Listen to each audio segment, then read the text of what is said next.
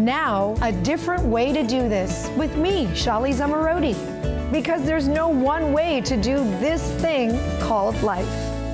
On the news, we talk about people who may have taken this fight against staying young a little too far, where they look overfilled and it just doesn't look natural and normal anymore. Yeah. What has changed over the years where people, I think I saw on a GIF on social media where they had like the Mona Lisa back then and what beauty that was then and what it is today, and it's like totally two different images. I saw that yesterday, and it's funny you bring that up because I was thinking about that topic, and it's, I think, the evolution of what we find pretty. And we have realized that this conversation and the evolution is a lot based on the celebrities and the people that we put on a pedestal. So thank you, Kim Kardashian, for leading this for the last 2 decades. If you think about it, one of the Kardashians or the Jenners have been on a cover of a magazine for over 15 to 20 years every month. So if you look at some of the biggest publications, you see them on the cover. And so they have kind of led this journey to rejuvenate, and I appreciate them in the fact that they have allowed us to give people an option. But yes, there is an argument to be made that too much is being done. And so how do you back off and how do you save yourself from getting to that point? I think in a celebrity world, the part of the challenge is you are seeing yourself on the big screen. And when you see yourself, you're most critical of yourself. It's not other people's perception of you, it's your perception of you. So it goes back to the psychology of it. So when you are staring yourself at this screen, you're like, look at these lines here and look at those lines there. Correct.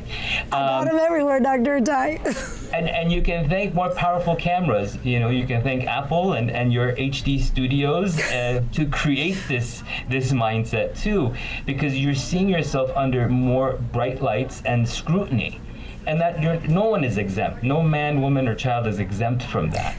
And social media has also pushed this rhetoric more than anywhere else. I'm glad you're bringing up the social media aspect, because I, as a mom to 4 kids and somebody who's on TV and social media, like, I think there was a moment a long time ago that I'm just like, I'm not going to do this. I just do not want to be on this hamster wheel to constantly feel this is what I look like. As a mom to 4 kids that gets up at 3 o'clock in the morning, goes to work, I have bags underneath my eyes, I have wrinkles. Like, it's okay to be this. And furthermore, because I know you have children too and a beautiful little girl, and I have a daughter, I don't want them growing up thinking that they got to always change their face in order to feel beautiful in their skin.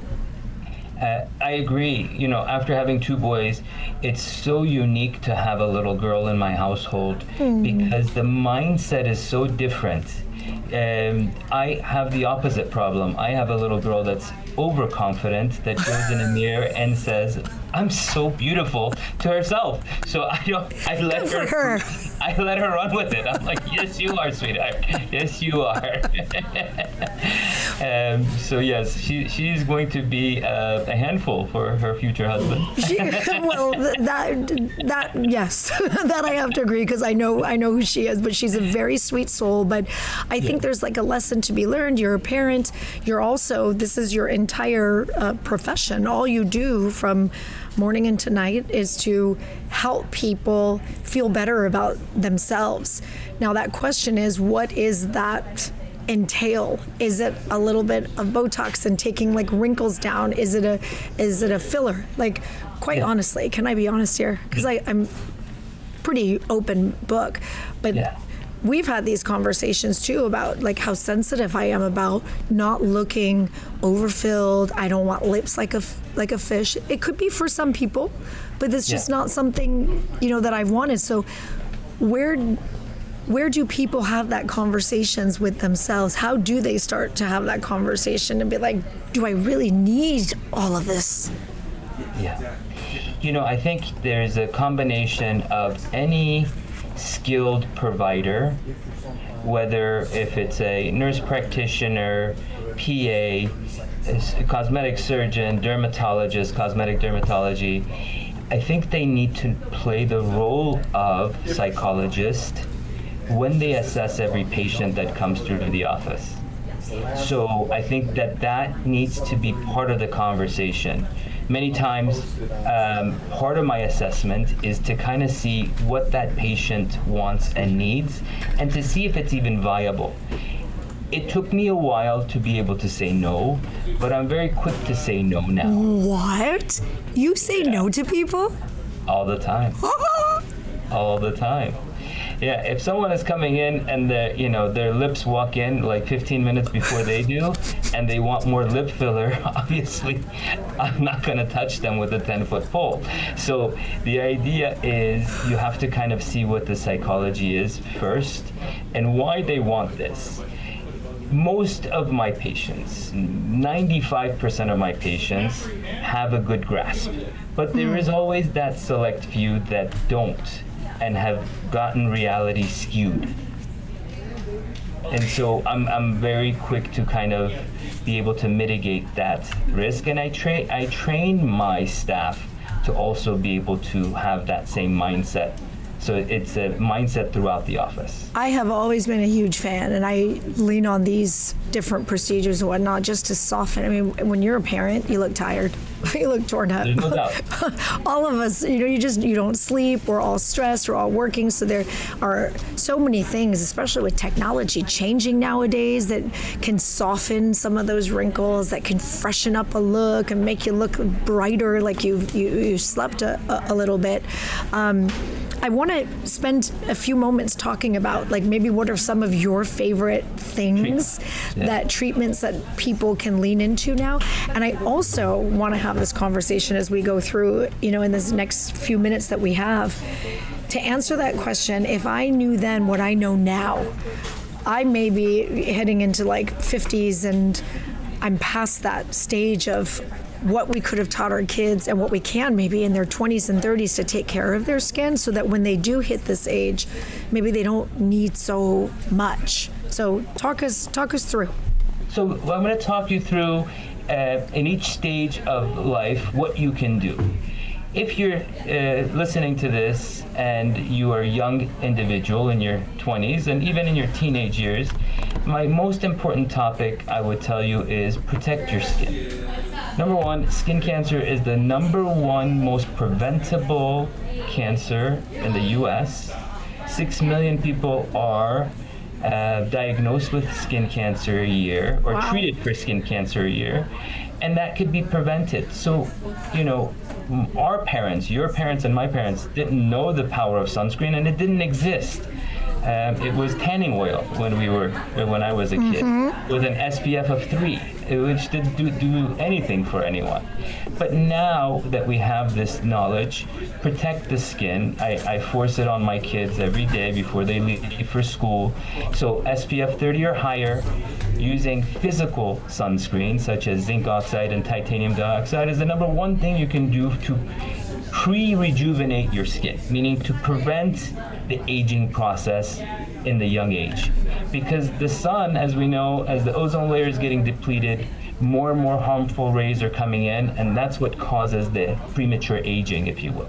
Yeah, that's like a number one for me. I don't leave my house without sun. It's the first thing that I do every single morning before I put on this makeup. Yeah, and even if, I myself, I may get 15 minutes of sun just driving to work, and that's about it. But I still protect it. I apply it at least 30 minutes before I leave the house, because even with that, sunscreen doesn't prevent you from getting color. I think that's the misconception that people have, is that even with sunscreen, you can still tan, you can still get color, it just prevent you from burning. Burning, yeah. It only takes 5 sunburns in a lifetime to increase your skin cancer risk fivefold. And I use that a lot because it gives people are like, man, I think I've been sunburnt 5 times this summer alone. Yeah. So it opens up your eyes to what can happen. I'm looking at your list. You sent so many wonderful tips, but the ones that really stand out for me, and especially with friends who smoke. So smoking has evolved, right? It's gone from cigarettes to vaping to God knows hookah and everything else in between. So it doesn't matter what type of smoke you are doing. Smoking is a big no-no when it comes to the aging process. You can put 2 twins next to each other, one who smoked and one who didn't, and you'll notice after 2 decades, besides smoking being the number 1 reason for every type of cancer when you study pathology, it's also aging. So you see a lot more wrinkles, the face kind of withers, and so smoking is the number 1 cause of the aging process as well. Some of the other ones, and we've talked about these. I think some of these are pretty. I hope common sense for a lot of people is to exercise, drink less alcohol, and wash your face and put on moisturizer and really taking care of your face. One that I found, I don't know if I could do this, especially around my husband. You say to avoid repetitive facial expression. Well, I think that's cultural, number 1. So you'll notice that certain cultures are more expressive. Oh. And I'm gonna ring in the bell because I've been doing this for 2 decades. Okay. Anyone from South America, Middle East, tends to be more expressive. People from the Northern Hemisphere seem to be, I'm saying this, not as expressive. And it feels like, I think when you're learning language at the early age of 2, if your parents used a lot of facial expression to learn language, you're going to use those same facial expressions. I notice it in my own kids, and I blame that on my wife, not me, because I'm pretty stoic. No, kidding. There's nothing wrong with that. There's nothing wrong with that. I'm like, don't make that face because I can see the lines You already can see the line on their forehead. And this is a good transition because I want to spend a little time because you're great to send some before and after pictures because there is all this technology to be able to help you talk about the lines. Let's be real. If I didn't have Botox up in my head, I would probably have a line 1, 2, 3, 4, like probably 15 of them because I'm so expressive. Yes. So expressive. So Botox, and as you talk us through maybe some of the biggest trends of what can be done and to do it naturally, right? Yeah. To do it naturally. So, starting young, and it's not something that I push, but, starting in your 20s and 30s, you can do things such as baby Botox to prevent the lines from becoming etched in your skin. I myself have been getting Botox since the age of 32. It's 20 years that I've been getting Botox. And I use the expression that I used to look like a Shar-Pei because of the forehead lines. And now you can see, even though I don't treat my forehead anymore, those lines aren't there anymore. Wait, you don't treat your forehead anymore? No, because you get to a certain age and the brow can't handle it. So I still treat in between my eyes and around my eyes, but I can't treat my forehead anymore. Because then what happens is my brow starts to get heavy. Oh, it gets to get heavy. Heavy. I don't want it to go. See, there come the lines. Yeah. So that the goal is to start young and do small amounts in order to prevent the line from becoming set. Okay. But that's why I'm a big fan of neuromodulators, whether you're using Botox, Dysport, Xeomin.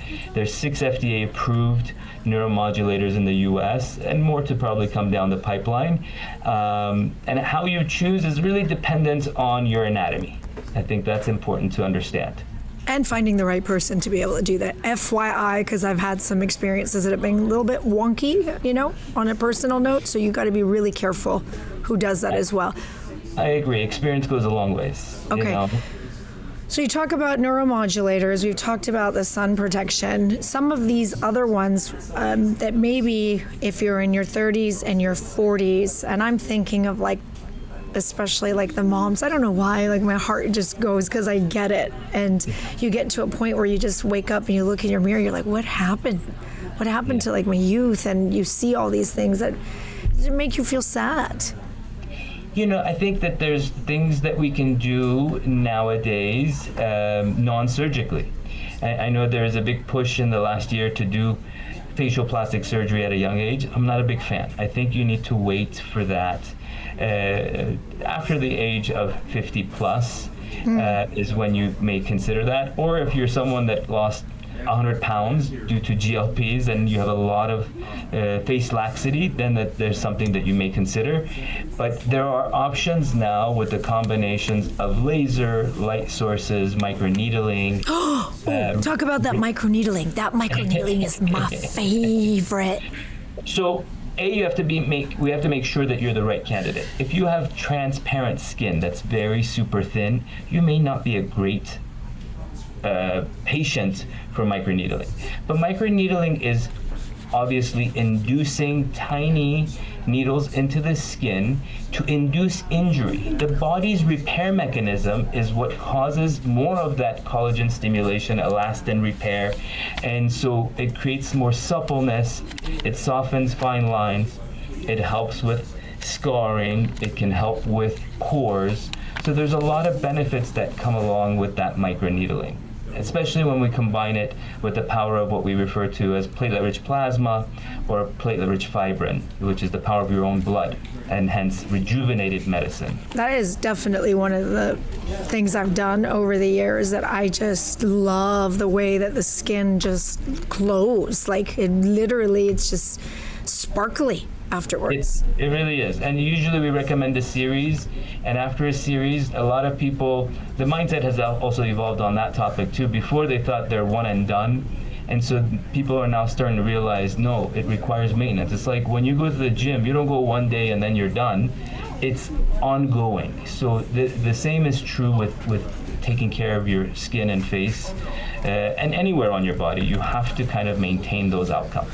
Can we spend a moment talking about the fillers? Because that comes into our news cycle often, where you see a celebrity. There was one recently, like just dealing with so much, because they say like it lives in your face, it just might migrate. Is that true? So I think the topic has become a beaten horse, and I'm going to bring that up a little bit. We've been strategically using fillers for 2 decades, and the number of fillers has evolved, the quality has improved, and so if done right, it looks fantastic. But the challenge is, again, it goes back to that psyche. If some is good, is more better? Not necessarily. I think what we've also learned over the years is that what the manufacturer says is that, hey, it may last a year or 2, but we're learning that it can last longer than what we originally anticipated. So these are topics that we have to kind of discuss. I think fillers, hyaluronic acid fillers, are great, and I think they work well, but there's a new phobia about using them, and we have to get over this phobia.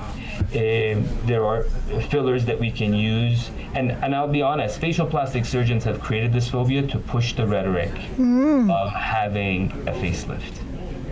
Even in a facelift, you lift the face, if you've lost volume, which we all do, as we age, it falls down into this pre-jowl area. We need to use fillers in order to replace some of that volume loss. So what are your options? You can either use dermal fillers that are made of hyaluronic acid. There's products such as Sculptra that help add volume to the full face, and it's been strategically used for over 3 decades now. Initially, it was FDA approved to treat HIV patients that had facial wasting. And then 20 years ago, it got approved for facial aesthetics. So there's a lot of benefits that come to that, replacing that volume loss. And the third option is to do it as a fat transfer. Well, that's a surgical procedure where you have to first do a liposuction on your abdomen, love handles, somewhere to obtain the fat. And you have to obtain enough of it to be able to spin it down to re-inject it back in the face. Well, here's the challenge. If you don't like how that looks, you can't reverse that, right? So I can't reverse that. But with the hyaluronic acid-based fillers, the first one we talked about, such as the Juvederms, the Restylans, and there's many others in the market, we can reverse it by using an enzyme called hyaluronidase or Hylenex. So there's strategies that we can use to reverse it if you become one of those people that have now overdone the look. So one of the reasons, the main reason I asked you to come and do this show with me, different way to do this as we're learning all kinds of things. And I hope it inspires people that they take better care of their skin earlier. They teach their kids to take better care of their skin. And it maybe inspires one to look at their life a little differently and maybe do a different way to aging. Maybe if you have this narrative in your mind somewhere that tells you, you got to do this, you got to fix this, it's not okay to have wrinkles, it's not like, what would be, in closing, your advice to people who would be watching right now that have this story in their head to like fight to stay young, and I want to stay young and I want to stay young? What would you tell them? I would say it's never too late to start. Do the smallest things now. If you're a person that's in your 60s and 70s and you've never done anything that is listening to this show, start with wearing a hat, sunglasses, and sunscreen, because you can start preventing it even no matter what age you are. So prevention is half the challenge. And then even when you consider doing procedures, a lot of it is reversing the damage you've done, and some of it is pre-rejuvenating before you get to there. So we have both options available to people, so there shouldn't be a fear or phobia. And a lot of people fear coming in because of pain. We've learned how to get rid of the pain. As you may know, and I think you've experienced it, the laughing gas is a great alternative. Love that laughing gas. I just like to come get Botox because I'm not laughing. So I think you just like to come laugh and leave, but that's just one option. There's nothing wrong with laughing. There's a lot of ways to kind of address those fear that people have before they come in. And as far as, cost, it's definitely become more affordable when you think of how much it costs to go out to dinner nowadays or to buy a pair of shoes. Taking care of your skin, which goes a long ways, it's much more affordable way than before.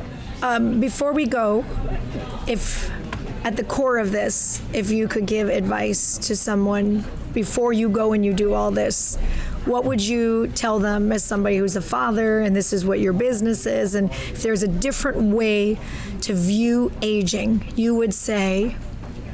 I would say that you need to fix the inside and the outside will follow. That's the good advice. That's a good doctor right there. Dr. Ataii, by the way, is located in San Diego, an amazing human being, and I appreciate his time to be able to do all of this. Dr. Ataii, thank you. Thank you. Thanks for putting me on. My verbal diatribe never stops. No, it was really good, and we're laughing through it all, causing more wrinkles, which in my opinion, we want to tone down the wrinkles a little bit, but those wrinkles really show a life well lived. So appreciate you creating some of these wrinkles on my face for me. Yep, I have more to come. That is for sure, with Dr. Ataii. Thank you so much, Dr. Ataii. I appreciate it. Have a good day. Bye. Thanks for watching. Connect with Shally at helloshalz@gmail.com. See you next time. Thanks for watching.